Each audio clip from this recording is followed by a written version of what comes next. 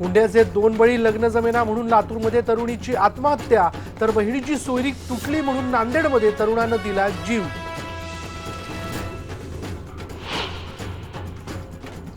बीड जिल्ह्यातल्या मानेवाडीत भरत माने या शेतकऱ्याला 4 सावकारांनी विष पाजल्याचा आरोप.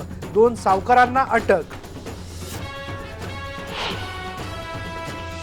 जमीन बिगर शेती करण्याची प्रक्रिया आता अधिक सोपी. बिगर शेतीसाठी आता 22 ऐवजी फक्त 2 परवानग्यांची गरज.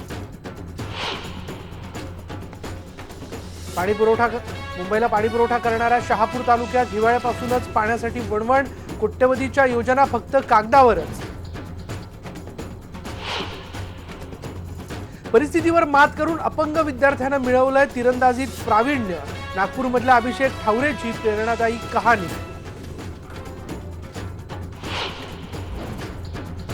आणि रत्नागिरीत डोंगरगावच्या माळावर राहतो झोपड्या बांधणारा अवलिया. बाहेर कितीही उष्णता असली तरी झोपडीत एसी सारखं गारेगार.